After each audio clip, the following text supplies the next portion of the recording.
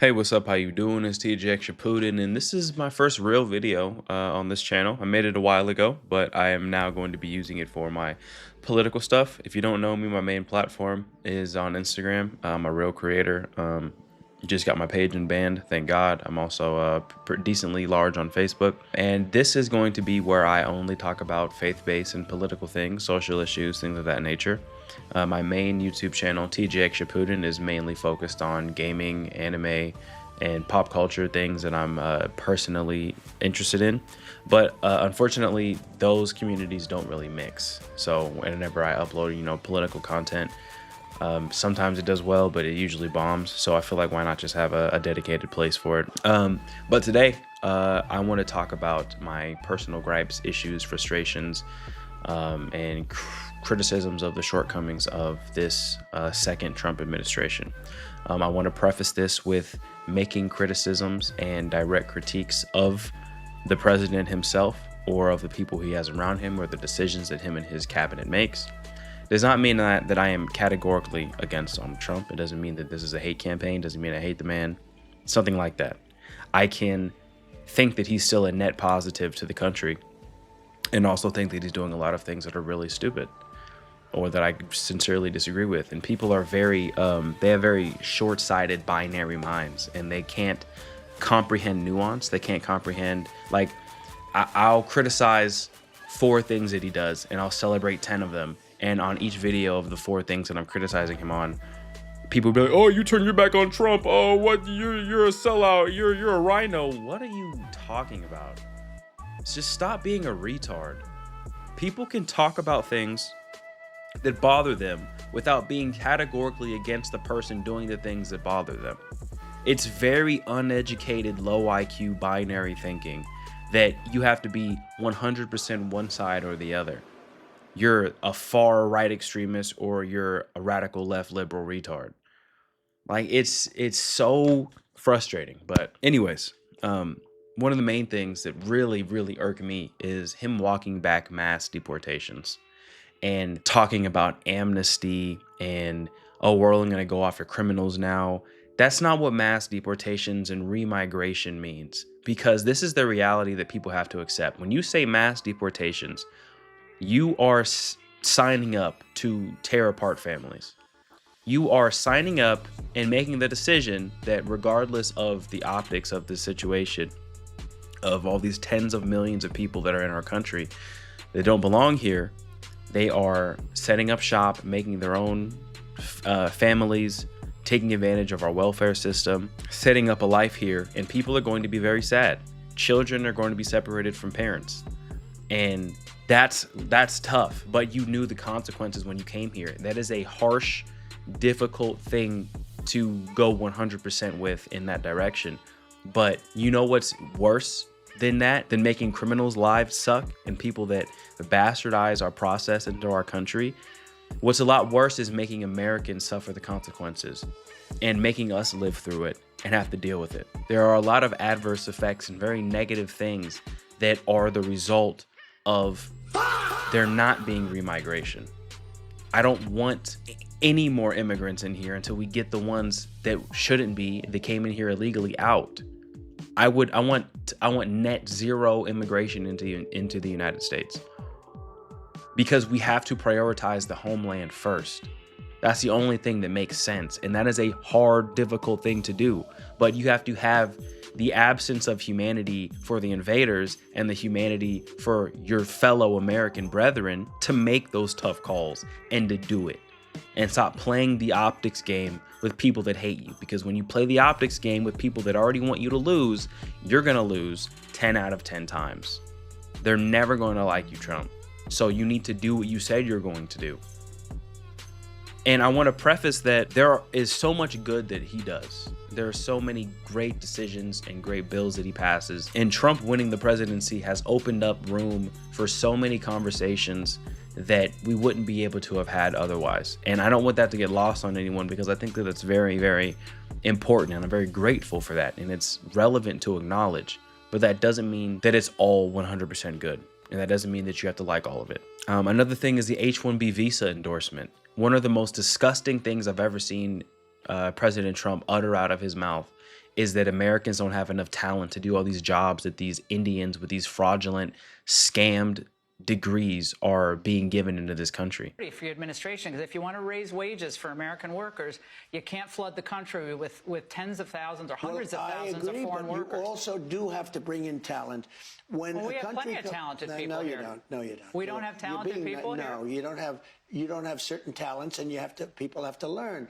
You can't take people off an unemployment line and say, "I'm going to put you into a factory where we're going to make missiles," or "I'm going to put you." How did we ever do it before? Well, I'll give you an example. In Georgia, they raided because they wanted illegal immigrants out. They had people from South Korea that made batteries all their lives. You know, making batteries are very complicated. It's not an easy thing and very dangerous. A lot of explosions, a lot of problems. They had like 500 or 600 people, early stages, to make batteries and to teach people how to do it. Well, they wanted them to get out of the country. You're going to need that, Laura. I mean, I know you and I disagree on this. You can't just say a country's coming in, going to invest $10 billion to build a plant, and going to take people off an unemployment line who haven't worked in 5 years, and they're going to start making missiles. It doesn't work that way. It makes no sense. Like, how dare you say, oh, we don't have the talent. We need to import Infinity Indians to do all of these random jobs that you could easily give an American.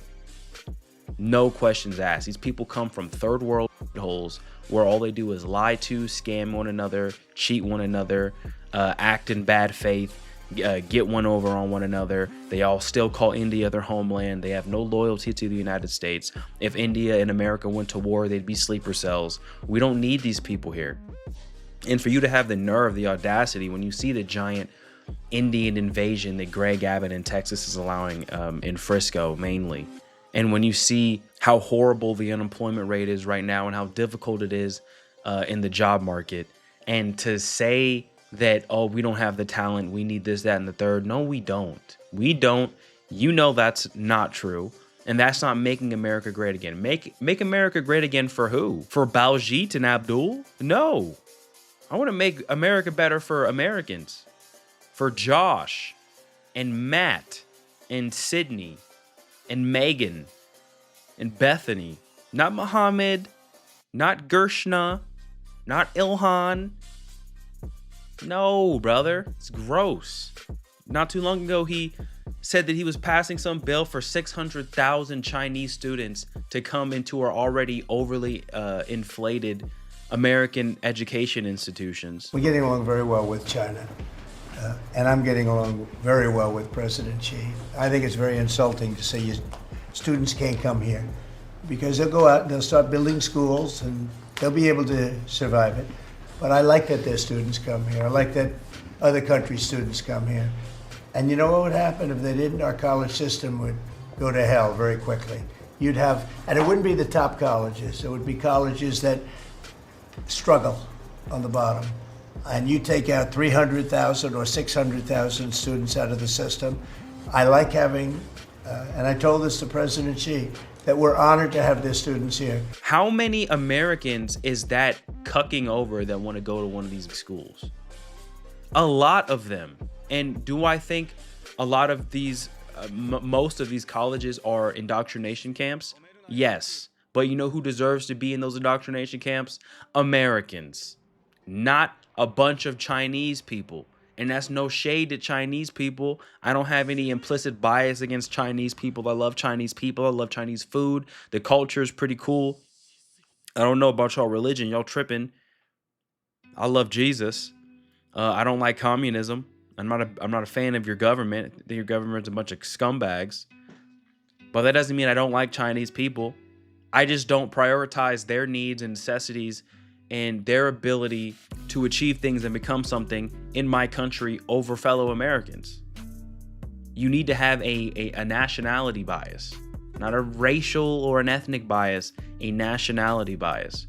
For those who call America home, you need to prioritize their needs over the needs of anybody else. The not passing the SAVE Act, like that's how much does it take? And to be fair and charitable to Trump, there are a lot of Republicans that actively work against him. that work against his agenda, that work against the things he's trying to do, that vote alongside the Democrats.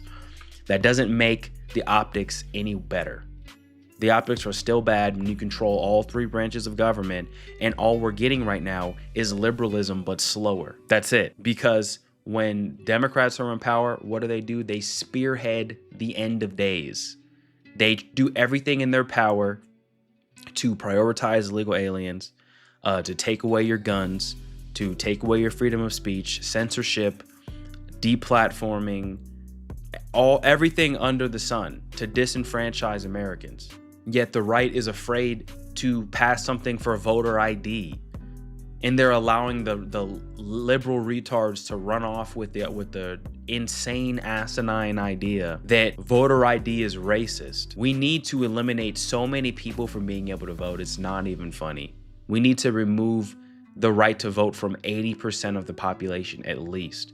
No stupid 18-year-old dumb girl feminist straight out of high school that knows nothing, whose only job is being a barista at a coffee truck, who has no hobbies outside of shopping and TikTok.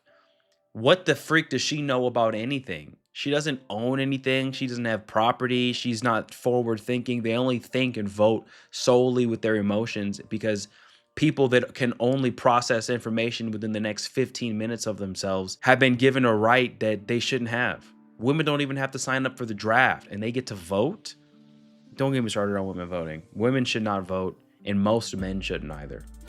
We need to have hard, ironclad blockades for educated people with a brain so that they can be the monopoly on the direction that this country goes. Then there's the Epstein catastrophe and the FBI being completely useless. You say, yeah, I'd pass the I would declassify the Epstein files. An entire law had to be passed by different members of Congress. Was it Congress? Okay, yes, it was Congress. The Epstein Transparency Act. Why did that have to happen? Why did your useless FBI do absolutely nothing? Why is it that when you run on, or maybe not you specifically, Mr. President, but when your Department of Justice, when Pam Bondi, Kash Patel, and Dan Bongino, when they are spearheading this whole Epstein thing, saying we're going to drain the swamp, we're going to expose the deep state, we're going to put all these people in jail, they're going to rot, we're going to, everyone was so gung-ho about this. And then as soon as it's time for the rubber to meet the road, you're a stupid Republican. I don't want anybody that supports me that is talking about the Epstein files all the time. It's a Democrat hoax. When you were the president, when all of his assets were seized in Florida and the FBI raided his home and got all the boxes full of VHS tapes and hard drives of evidence exposing all these people, that doesn't work with me, brother. And it was so stupid. You caused such a PR nightmare for your entire agenda. It was so stupid, so short-sighted, so retarded. There's still been no justice whatsoever, and people have just completely lost any and all faith in the Department of Justice. Nobody trusts the federal government anymore whatsoever. Not that they should have before to begin with, but the normies who were tangentially interested in this whole Epstein cover-up nonsense were so deflated and so let down by your Department of Justice's inability to deliver anything. And yeah, Pam Bondi got replaced, but what do you call her in the little mess in the memo on Twitter that she's getting replaced? Oh, she's she's a patriot and this, that, and the third. It doesn't mean you gotta trash her and crap talk her, but she was obviously placed there for a reason, and the reason was to not prosecute anyone. And whoever is replacing her, I don't think is going to prosecute anyone either. It was such a stupid, unnecessary error in your messaging from when you tried to roach out and change the subject, and you got Howard Lutnick right next to you laughing his ass off. All that information was fake, but I don't understand why the Jeffrey Epstein case would be of interest to anybody. It's pretty boring stuff. It's sordid, but it's boring. And I don't understand why it keeps going. I think really only pretty bad people, including fake news, want to keep something like that going. But credible information, let them give it. Anything that's credible, I would. Because the little goyim, they're not going to be able to figure anything out, or nobody's going to get in trouble for it. It's just, the optics are horrific. Then we got the hyper fixation on foreign affairs instead of domestic ones. For many people, myself and my family included, we are worse off financially than we were when Biden was in office.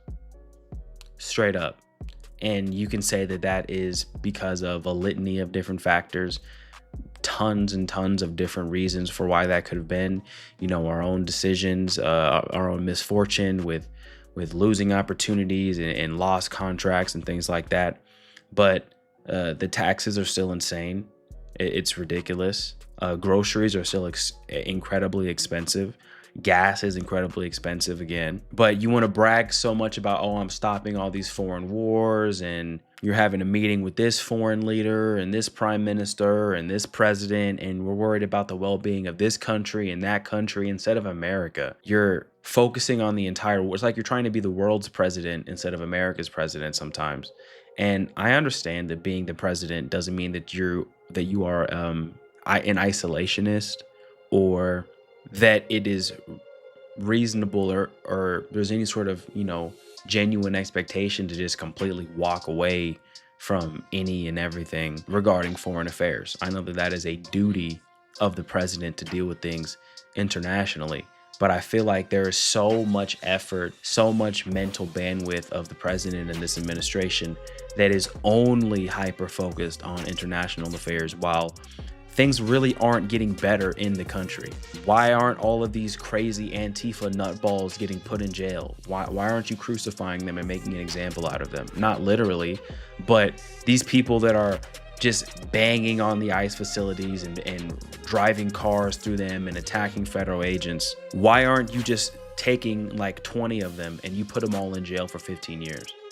And set a precedent that stuff like this can't happen? Because the longer that you are soft-handed in dealing with people that are genuine psychotic insurrectionists working in the best interests of foreign invaders and foreign countries and want our country to crumble from the inside out, the more it's going to happen, the more hyper aggressive these people are going to get, and the more emboldened they think that they can get because there aren't any real consequences for it. If you go to the next Portland ICE protest where they're trying to drive through the ICE facility gate with a freaking SUV, and you take everyone involved, you beat them with batons, tear gas them, and then arrest them and charge them all with sedition and domestic terrorism, and you lock their ass up for 15 years, watch how quickly it stops. Because once people realize that there's real consequences, behavior changes. And behavior follows incentives, and people are incentivized to keep doing it and keep terrorizing federal agents because nothing's happening to them. Yeah, a few of them, they get put in jail for 2 weeks and they get a fine. Oh, whoop-de freaking do. Oh, they lost their job. No, years. Ruin their lives. We need a couple sacrificial lambs, ruin their lives, and then watch the behavior shift. But this limp dick administration is so incapable of delivering that, incapable of delivering legitimate results. And what blows my mind is that there are so many retarded leftists that try and say that Trump is some far-right extremist dictator. He is the most moderate, inaggressive, sometimes even flaccid leader that he actually is in reality. And it's just this weird paradigm shift where upholding the law is far-right extremism.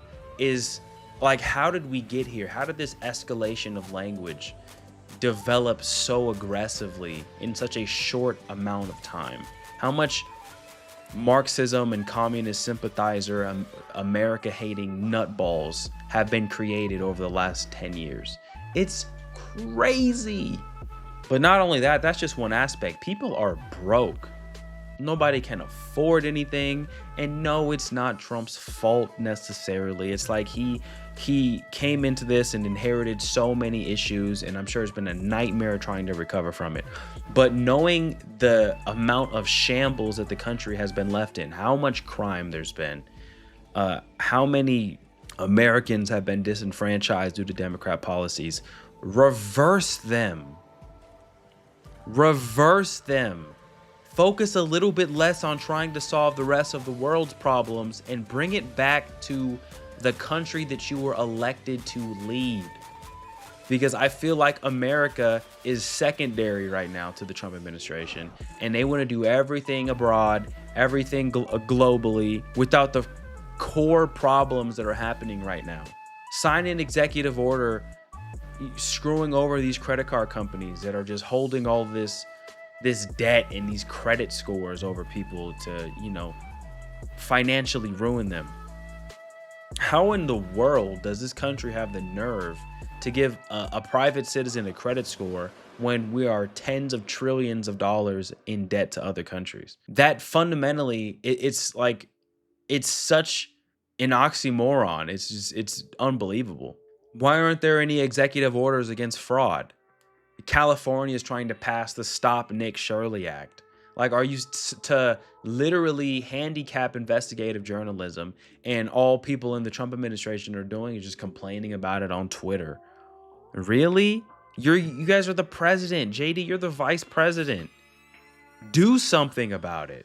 Stop complaining about Ilhan Omar on Twitter and how she back funnels American tax dollars to her own private businesses, and how there's marriage fraud and immigration fraud, and she married her brother, and she's funding terrorist organizations in Somalia. Find a way to denaturalize her ass. Be petty. Get this enemy of the state out of our country who is a lying, full of garbage animal.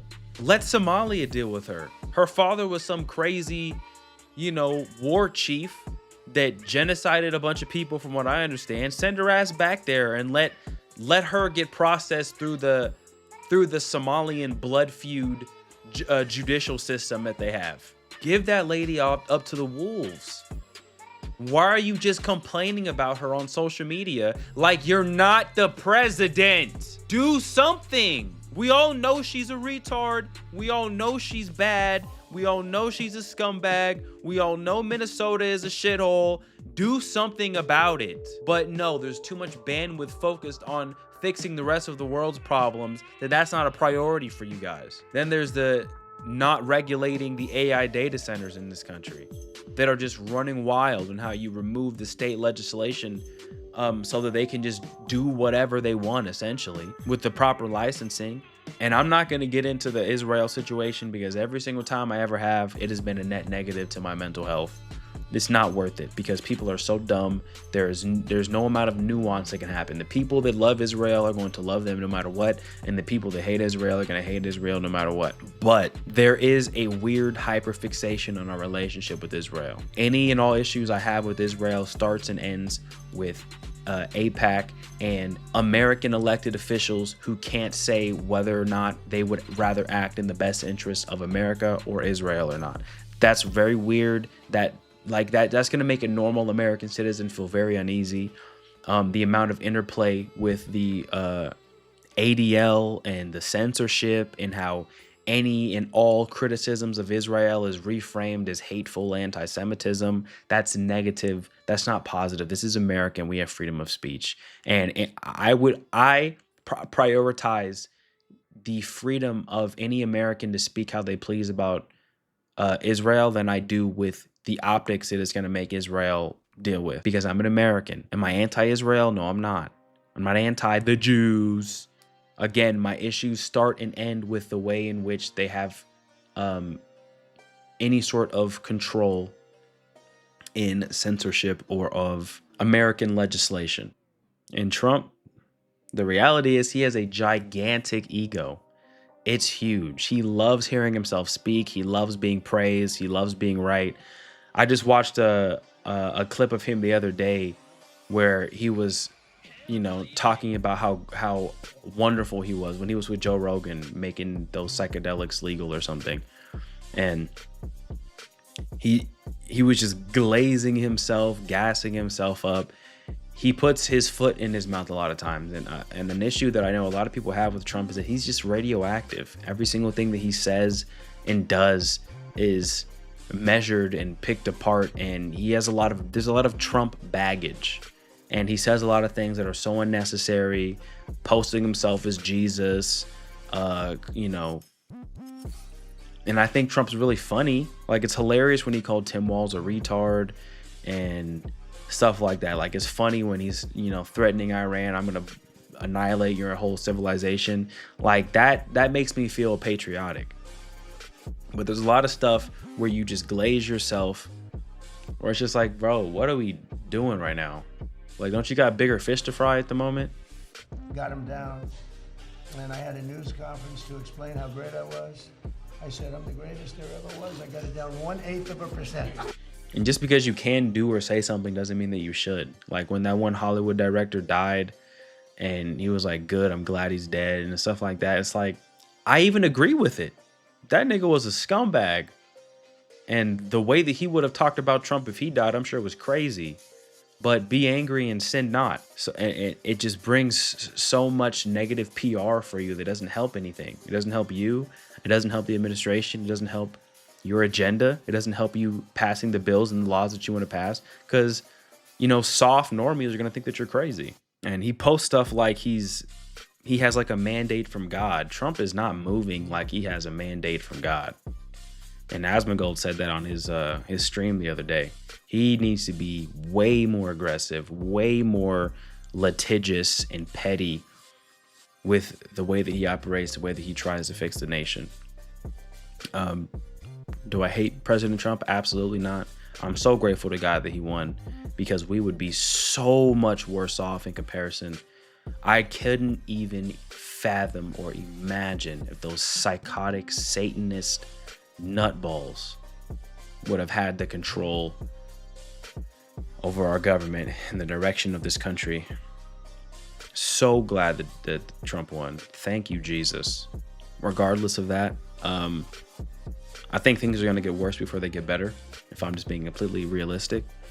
And what we need to understand is, no matter how many frustrations we may have, I think it's important to be involved. It's important to, you don't just roll over and just let the new world order take over. We need to preserve what we have while we have it. But the reality is, we are in the fourth quarter of the church age, and the rapture of the church could happen any minute now. It could happen before I even post this video. Everything, all prophecy has been fulfilled in order for the rapture of the church to happen, from what I understand. So at any moment, any day, tomorrow is promised to no man. So right now, our main absolute priority needs to be focused on the cross. It needs to be focused on King Jesus. It needs to be focused on our relationship with Christ personally.